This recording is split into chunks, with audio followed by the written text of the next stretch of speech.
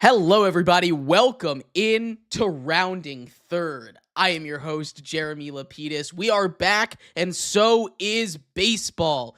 Joining me today, my friend and co-host, baseball expert Hayden Raymer here to help me out. I was on a nickname, but I didn't have time for it. So we'll stick with baseball expert Hayden Raymer here on Rounding Third to help us through everything. We'll do a little bit of World Baseball Classic talk. I love the World Baseball Classic. It's very exciting. We'll do some spring training talk some prospects that are impressing, who could make history and who could make the opening day rosters from that prospect list, one from each division Hayden Raymer has prepared over there. And we'll also talk just general takeaways from spring training. Who is in the best shape of their life? Who's never been in better shape ever, right?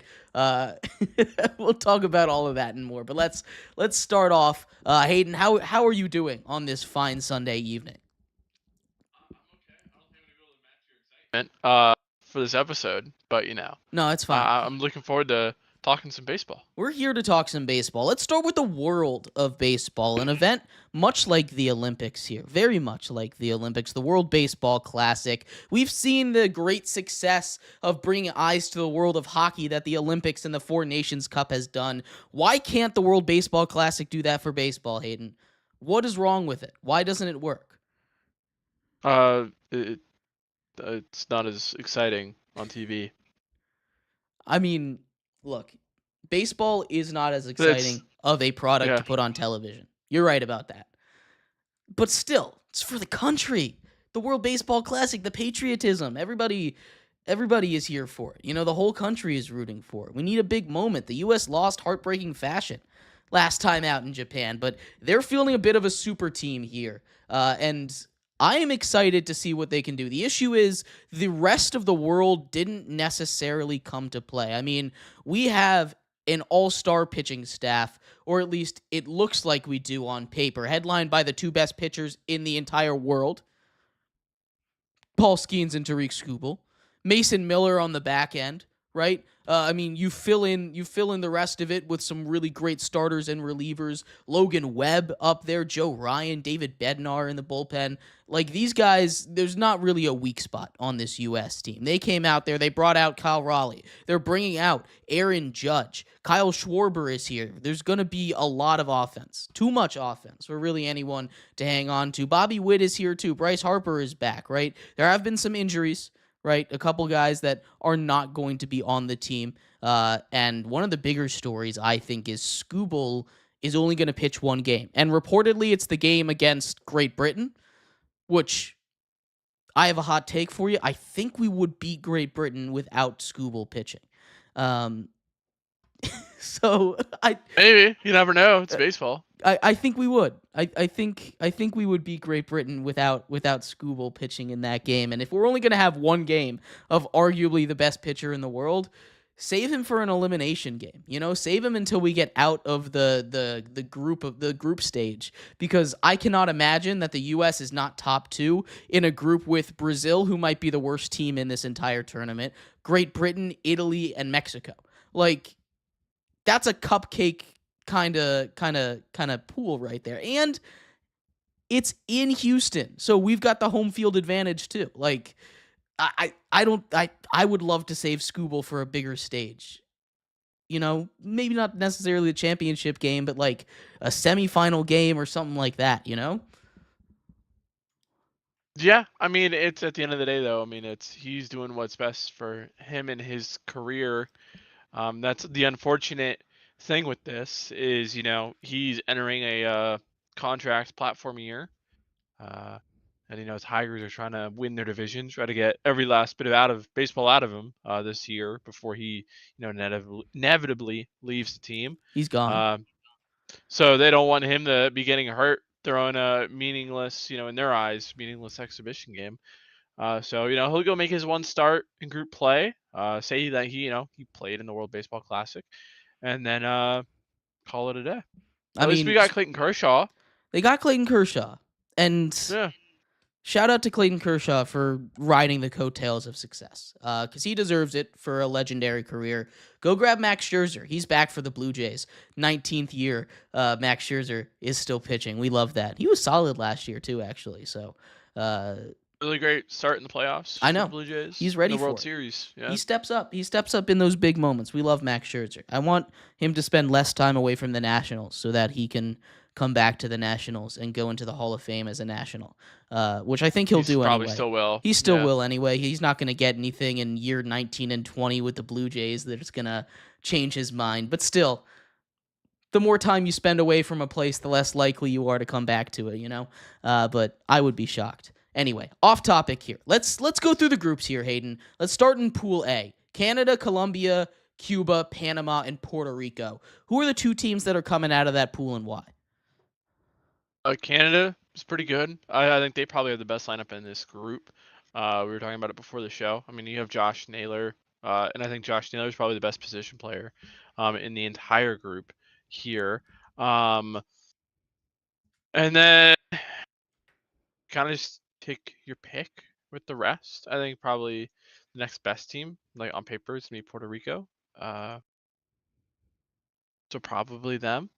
Though I mean, I do like Colombia's roster as well. So maybe Team Colombia. Yeah, I mean, What I about you? think Canada is going to run that division or that pool, I guess. I mean, you could look at.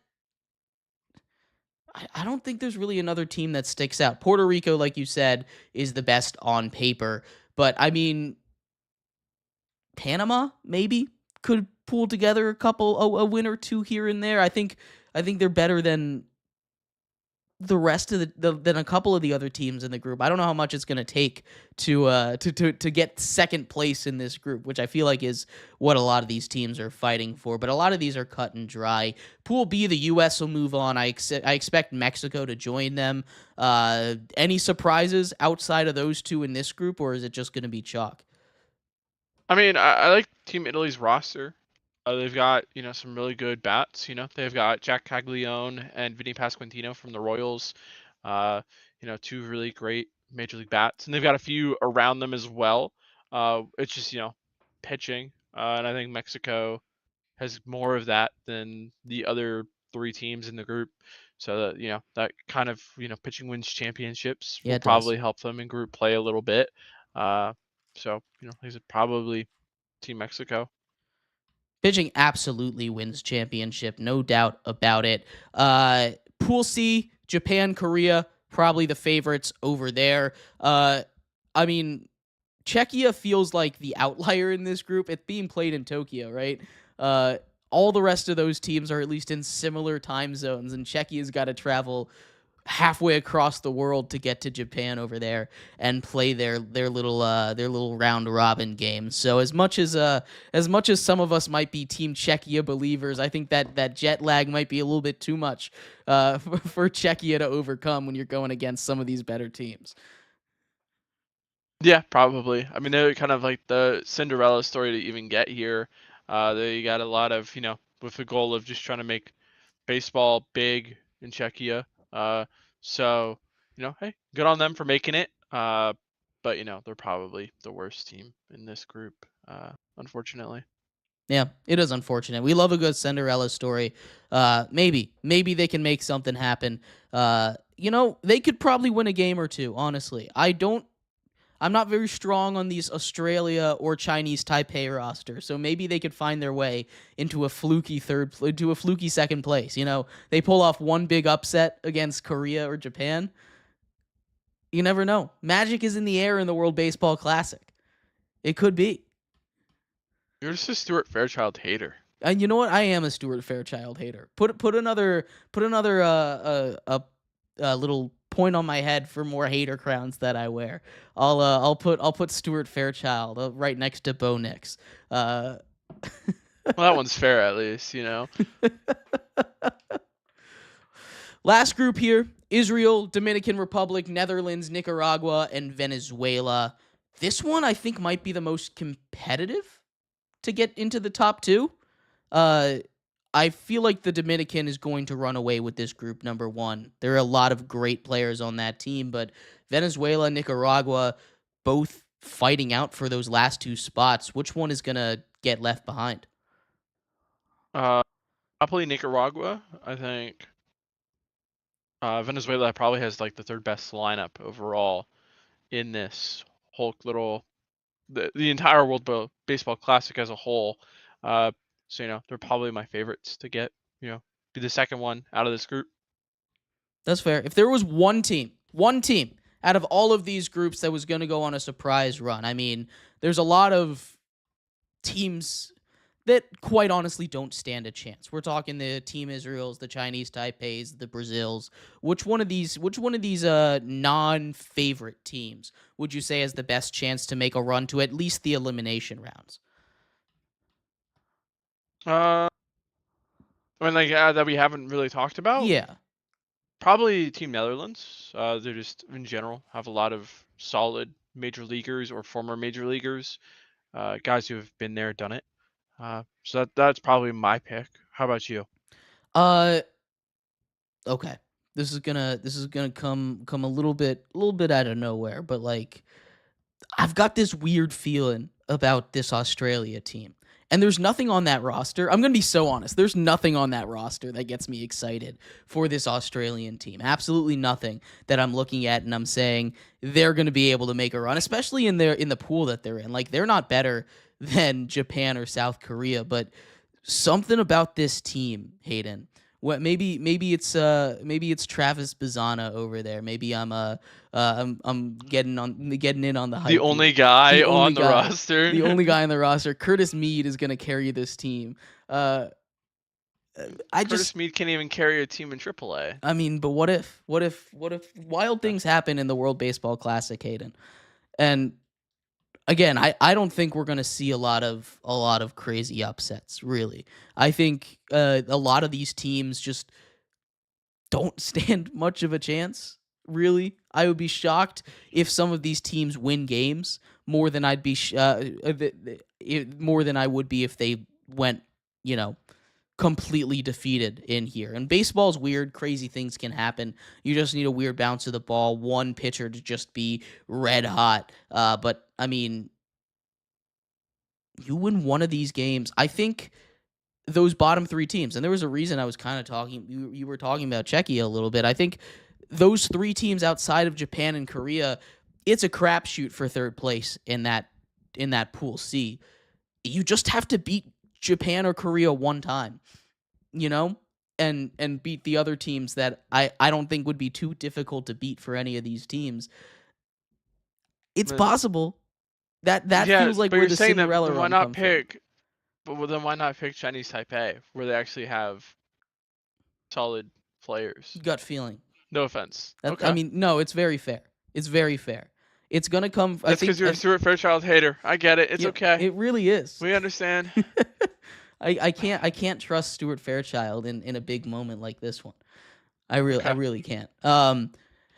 That's just what it comes down to, Hayden. I don't trust it. I don't trust it at all. So I think there's going to be a lot of chalk here. But I mean, this feels like a U.S.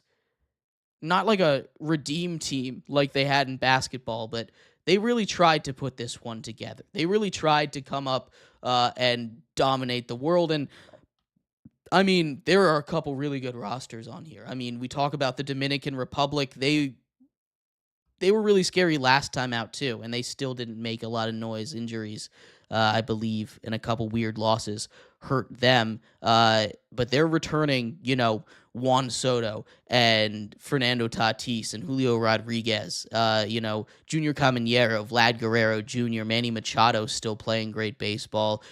Maybe Sandy Alcantara can come to and put something together. I'm not counting on that there, but there's a lot of really great guys on this team. That Japan team still has Shohei Ohtani playing DH, right? So it's not like the U.S. is going to cakewalk their way through this. How do you see the favorites going forward? Like, it's hard to predict the World Baseball Classic, and I would probably pick the U.S. to win this one, but are there other teams that might be able to raise the World Baseball Classic trophy above their head by the time this is all said and done? Yeah, I mean, I think, likelihood like you mentioned, is going to be the DR. I think their lineup is, can go toe to toe with Team USA. Uh, if not, might even be a little bit better.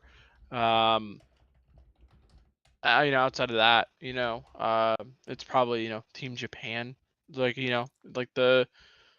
I wouldn't even say it's like USA's in their own tier. I would say those three teams are kind of in their own tier, and then everybody else kind of fills it out below them. Yep. We'll see. Again, I'm rocking Team USA. It's a big year for USA dominating the world in our big four sports, is what I'll say.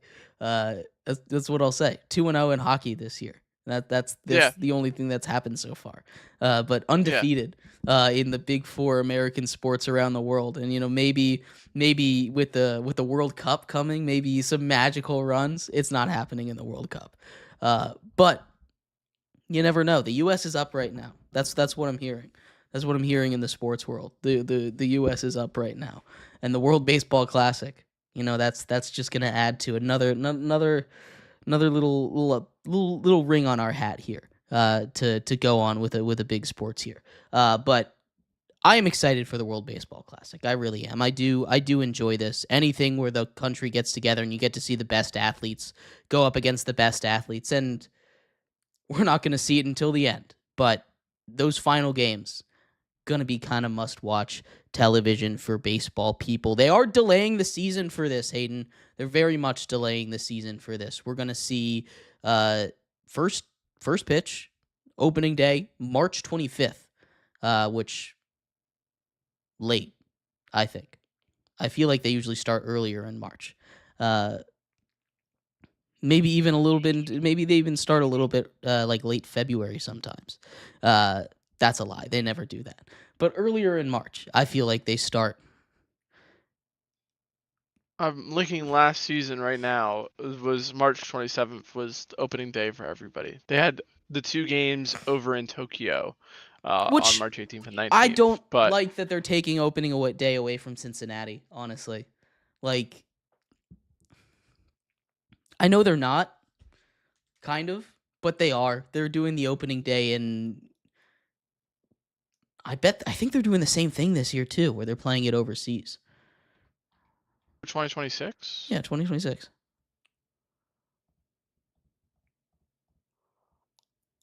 Let me get over there. I don't think so. Yeah. No, I don't think so because there's what's it called? They're starting it with the Giants and the Yankees at Oracle Park, which again, not On Cincinnati, Netflix. on Netflix. Wow, shout out Netflix. Uh Dang. Anyway, it's taking away from tradition. Baseball's a sport of tradition, and like you can make changes. Like the ABS. I'm getting completely off topic from where we were going to talk about this, but I do want your thoughts on this. Automatic balls and strikes they can challenge now, which we've seen a lot in the spring training a little bit here. But I I'm a fan of this here. A little more accountability for the umps, but I think it's a nice happy medium right now from going full robot ump and still keeping the actual humans out there. Now, 5 years from now, I'm sure someone is going to switch to full robot ump. 10, 15, 20 years from now, and this is the first step, and they're going to look on this and be like, "Why did we start this?" But I'm a big fan of this of being able to challenge those calls there. Yeah. I mean, I think so far you've seen it favor the catcher a lot. Mhm. Um, but yeah, no, it's interesting. It'll be interesting to see how different like teams and like kind of employ, I guess is the word I'm looking for. Using the rule. Mhm. You've seen some teams where it's pretty much only the on the pitching side, where basically they just have the catchers do it and that's it. They don't really do it a whole lot on the offense side of the ball. So maybe I'm curious to see if we see teams kind of have a split like that, where dramatically in favor of one way or the other. Uh, but no, I mean it's a good rule. I don't want them to go full robo ump. I don't want us to take a job away from Austin Hedges personally. But and I think framing is an art. Being able to get those pitches, How does this called affect in. how does this affect framing? Because that is an interesting part of this where I feel like the framing still matters a lot, but when you Hmm. can have these challenges, it takes a little bit away from it, or does it add to the art of being a catcher more?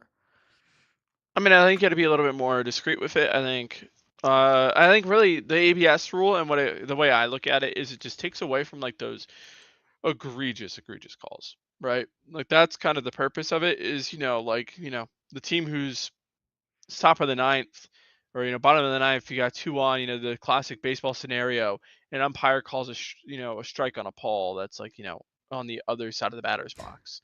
You know, uh, just saving people from those egregious scenarios. I think that's kind of the purpose of it.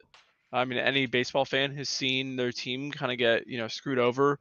Uh, sometime in a big moment get screwed over by a bad call, and so it's kind of just there to kind of combat that.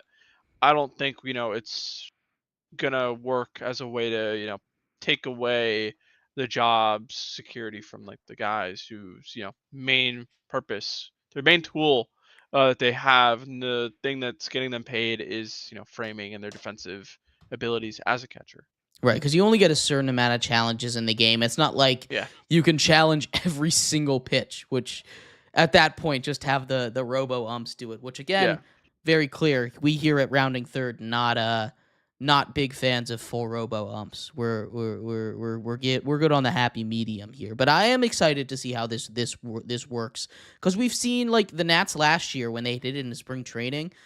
Davey Martinez was like, actually, we're not gonna do this. You're not allowed to challenge calls, which is stupid and probably, a sign of why he's no longer employed as a manager anymore. Uh, I'm shocked he didn't get a job personally. Just like Davey Martinez, I am shocked nobody reached out to him for any of the vacancies. Uh, yeah, I mean, he won a World it Series that one time. really makes you ponder. Maybe this conspiracy is bigger than we thought, Jeremy. Put him on the Padres and he could win with them. I feel like he's a good manager for the Padres. No, No, no. Um, lots of big personalities. That's his key. He's good at managing a locker room. Good at managing a clubhouse. Very good at that, actually. I would I say that. guess. I would say he's Uh, he's very good at keeping people motivated. But that's not enough. I'm. I'm just trying to find the oldest team in baseball, and that's just where I'm gonna throw him. Which is kind of, I mean, the Padres are The an old team. Phillies. The Phillies. You would kill it. I think the Phillies are a good spot, actually. Yeah. There we go. I found it. I mean, and a lot of guys, played under Davey there, and by It's a lot, true. I mean like three. Uh, yeah, That is a look lot. at that. They were key contributors. They were key contributors, and they have more than two relievers, so we don't have to worry about that problem either. This is perfect. Right. I There we mean, go. you You're throw welcome. one reliever until his arm falls off, and then you've got another one to do, and then a third one, and then, I mean, this is perfect Davey Martinez team building. Yeah, All right, he would have loved Nick Castellanos. Anyways, we're a little off um, topic here. Let's get back to it because spring training is not about the old people. Spring training is about the young guys, the guys that aren't necessarily going to make the roster, but we're starting to see them against major league caliber pitching, against major league caliber hitters. If you're a pitcher on the other side, again, you're not going to learn a lot because a lot of these guys are years and years away from potentially going. But the big story right now, potential for 19-year-old Konnor Griffin to break camp, make the opening day roster for the Pittsburgh Pirates. Now, I've heard two things. I've heard two different arguments about this. First of all, the one that I'm going to go with. This is incredibly impressive. A 19-year-old is doing these kinds of things and he's going to be a superstar. And the other one I've heard is how hard is it really for someone to make the roster with the Pittsburgh Pirates right now? Which sure, funny quip, but also it's insane that a 19-year-old we're even talking about it, right? You talk about guys that are young going top in the draft, like Eli Willits this last year. What is he, 18? He went number 1 overall. He's not sniffing the major league right now. Not sniffing it. There's not a shot in the world that the Nationals put him on that opening day roster, right? Mm-hmm. And how hard is that Nationals roster to crack, really? So when we talk about these guys, when we talk about a Konnor Griffin specifically for now, uh, what are his chances of breaking camp, first of all? And is he going to be an impact player with the Pirates his rookie year? I mean, all things considered, I mean, he is, by all evaluators, most of them will say that he's the best prospect that has, been in the minors in a long time. So, we're talking about a true, like, one of one type of talent. This is not something that you see every day, which, I mean, of course, makes sense. Not many, if any, have broken camp with made the opening day roster as a teenager to make their debut. I don't know what I Last forgot one to fact check was that Ken number. Griffey Jr. That was the most recent. Yeah. So, it's been a little while, and a slam dunk Hall of Famer was the last one to do it. So, good company to be in. Yeah, the Pirates are bad, but I mean, they've done a lot this offseason to kind of put themselves towards contention, kind of setting themselves up for Connor Griffin to arrive and then be that key impact guy to kind of carry them over the line to win the division. I think they want him to be up, but if he looks overmatched in spring training, then he's overmatched in spring training, start the year in AAA, and then once he gets hot, over a larger sample size, have him, come ball out with the, help Skeens carry this roster to the playoffs. But I mean, he's got what, 2 hits in like 16 plate appearances. Both of them were home runs in the same game. It's true. So he's not exactly like lighting the world on fire. But then again, it's also like 16 plate appearances, right? So it's not a giant sample size that really anybody that we're going to be talking about today, or just in general for spring training, it's just not a large sample size to really draw any major conclusions on. You're talking when you look at spring training, you're just looking at the process that they're going within and kind of looking at the underlying metrics. Yeah, I mean, he only hits home runs. He's had 14 at bats. He had another one today. Oh, did he? Okay. Yeah, he's had 14 at bats. He's had 3 hits. All of them did not stay in the park. So I mean, his power is there. We're seeing the pop.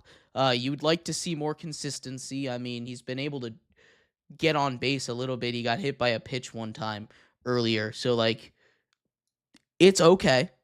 But there's obviously more to see. I think there. What percentage would you say that he breaks camp? Because I feel like I guess momentum around him as a rising star kind of pushes the Pirates a little bit more to accelerating his timeline, whether or not that's the right decision.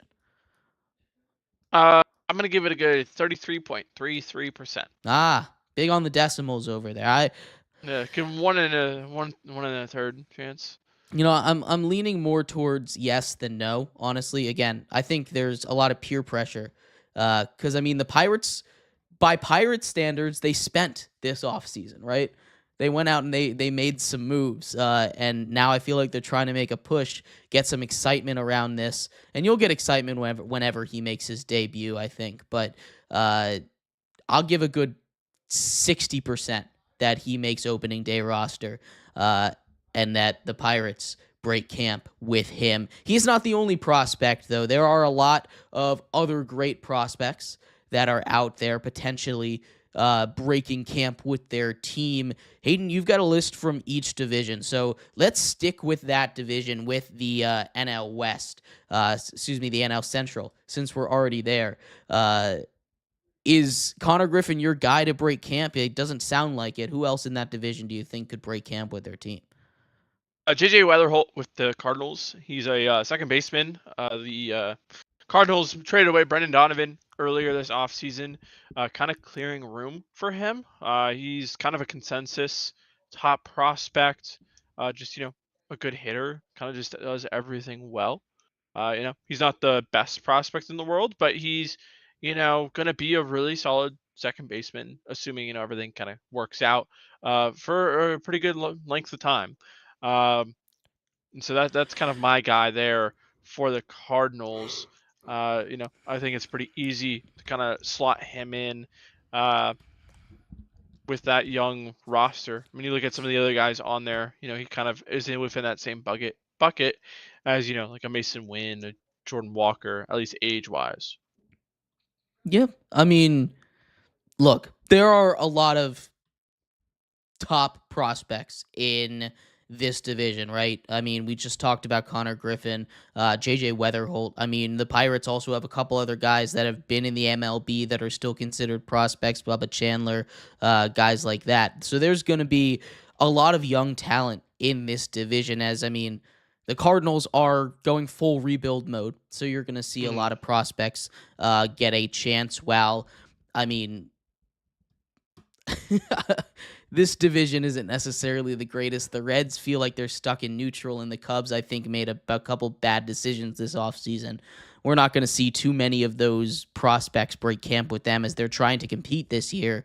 The Brewers also always trying to compete, so I think you're looking at the Cardinals and the Pirates as those teams that are going to take a chance on starting some of those younger guys at least straight off the gate. The NL East, I think you could say a lot of the same thing. The Braves aren't necessarily going to have a lot of younger talent. They've kind of got their roster set as long as they're healthy, right? The Nats have a lot of guys that could break camp. Harry Ford, I guess he's already been up in the majors, but does he Yeah. break camp with the Nationals? I don't think so. All right. I think they're gonna give Kybert Ruiz and Dramilas a shot to start the year. But I mean, I wouldn't be shocked.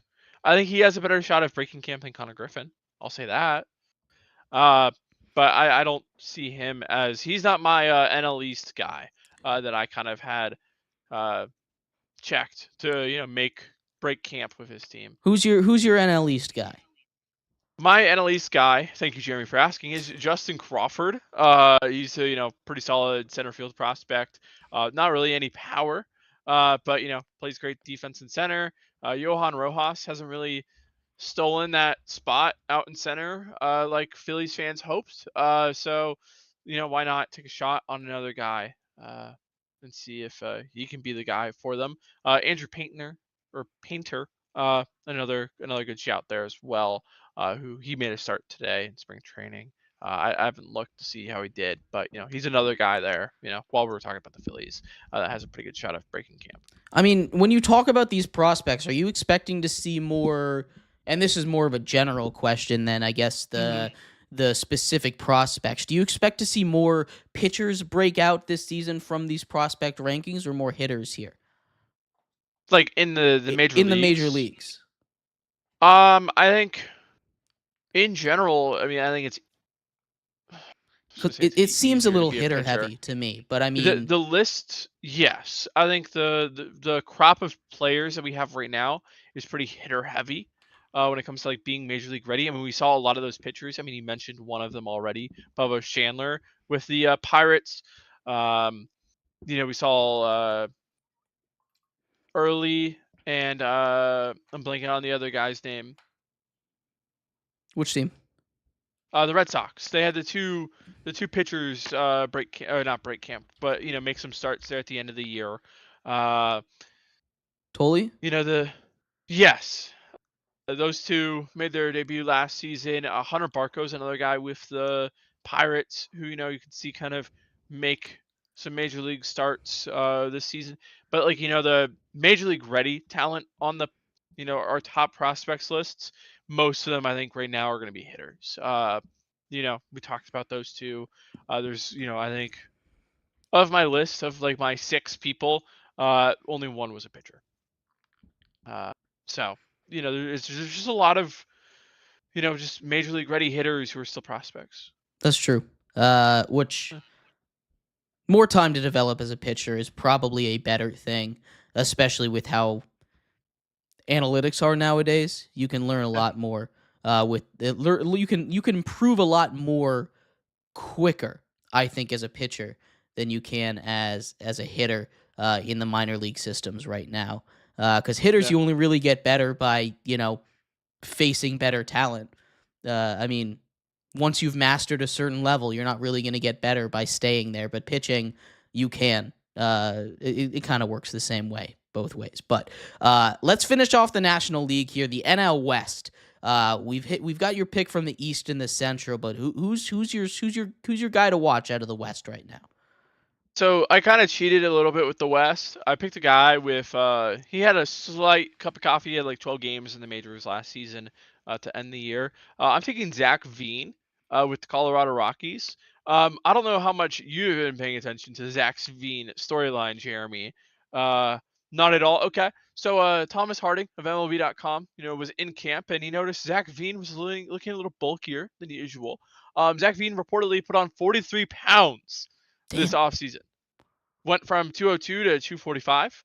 Um, and he has 2 home runs so far in 12 plate appearances this spring training. Uh, so he was a top 4 or 5 pick in his draft class. And then some injuries and some off the field issues is what he's admitted have kind of slowed that progress to being a solid major leaguer. But I'm hoping for his sake he kind of puts it all together. That and then the only other guy is kind of hard blocked at his position when it comes to position player prospects breaking camp with their team.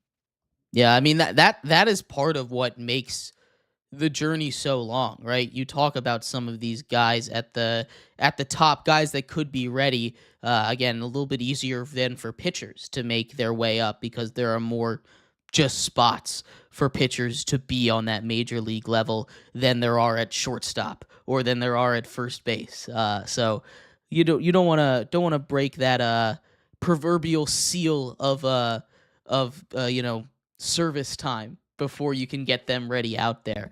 So you see a lot of guys wait a little bit longer. Let's get to the AL here because, I mean, there's some really interesting prospects at the top of these AL lists. Let's start in the AL West. Leo DeVries is an interesting name. I don't expect him to make his debut at least opening day, maybe this season.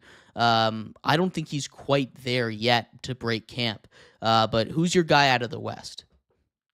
Colt Emerson with the Mariners. Um, Really, it's when you're looking at the roster, they just added Brendan Donovan, where he has a lot of versatility.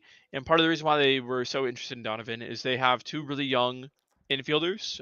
One a shortstop slash third baseman, Cole Emerson, who's just really solid hitter, just good at everything, type guy, and the other is Cole Young, who we saw struggle in the majors last season. I expect one of those two to leave camp, and I think Cole Emerson is probably going to be that guy, and then Brendan Donovan is going to go play second for the Mariners. Uh, but yeah, so Cole Emerson's my guy in the AL West. The AL West, again, the one that I'm watching is DeVries. I don't expect him to break camp, but a lot of interesting prospects over there for the A's. I think they could be good soon, potentially, maybe. We'll have to see how it all shakes out. But I am an A's believer. I always have been a little bit of an A's believer. I don't mind what they're doing. They got to get out of Sacramento though. They've got to they've got to play in a real ballpark. But the Central is interesting. You've got a couple guys, JMU legend, right? Blanking on his name, but Chase Delauder Chase DeLauder, yes, played in the playoffs for the Cleveland Guardians. So made his maybe that's debut in the playoffs. yeah, which is incredible. That's incredibly cool story. He was been dealing with injuries. He'll probably break camp. I don't know if this is cheating or not, but he's a guy that I expect to make that opening day roster for the Cleveland Guardians there. Who are you targeting in the Central? I'm taking a player on a rival in there. I'm taking Kevin McGonigal Hmm. with the Detroit Tigers. Uh, he's a top 5 prospect, maybe even a top 3 prospect in all of baseball. One of the better hit tools in all of baseball. And Zach McKinstry is the guy who's currently penciled in at shortstop for the Tigers. So I think, with a good camp, he can kind of be like, hey, step aside. And he, really, did really well in in Double A last year. I don't think he really played much at all at Triple A. But I mean, we've seen guys skip a level if they, especially people as talented as McGonagall. Yeah. I mean, he's ranked. I'm just looking at MLB Pipeline, but he's ranked number 2 in their system. Yeah, So, in their you system or on in the top 100. top 100 Okay. in the what's it called? MLB in the MLB Pipeline system. Yeah. I should clarify. Yes. Yeah. Yeah. Yeah. Uh, Last division here for you as we're getting up against it because here's what we've got, right? We have the AL East. And look, I'm going to give you one that is absolutely cheating because I just want to get one right. Trey Okay. Savage is going to break camp with the Blue Jays. Look, I know.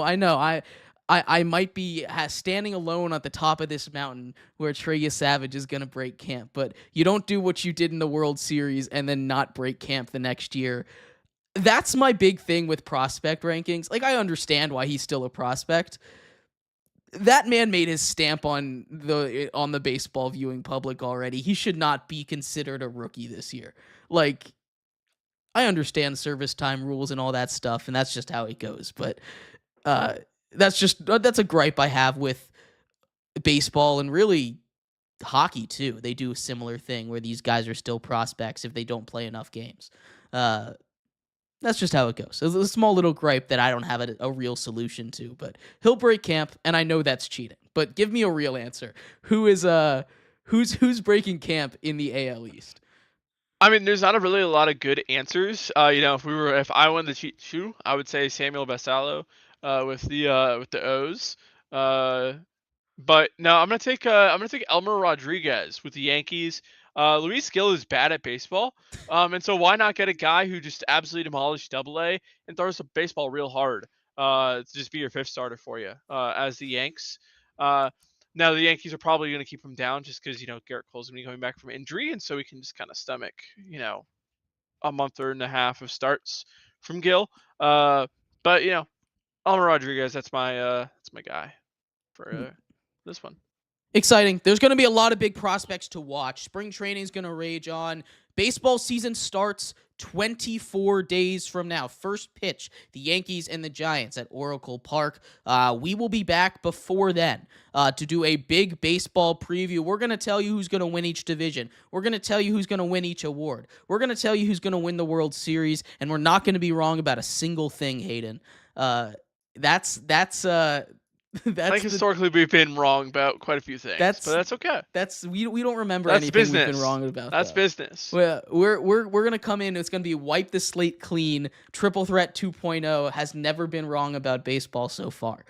So we will continue to bring you the best coverage on rounding third. Thank you everybody so much for tuning in to today's episode. We have been your hosts, Jeremy Lapidus and Hayden Raymer. Next time we break down the MLB season and maybe even a little bit of the World Baseball Classic, depending if it's interesting or not. But thank you everybody, and we'll see you at home. Bye-bye.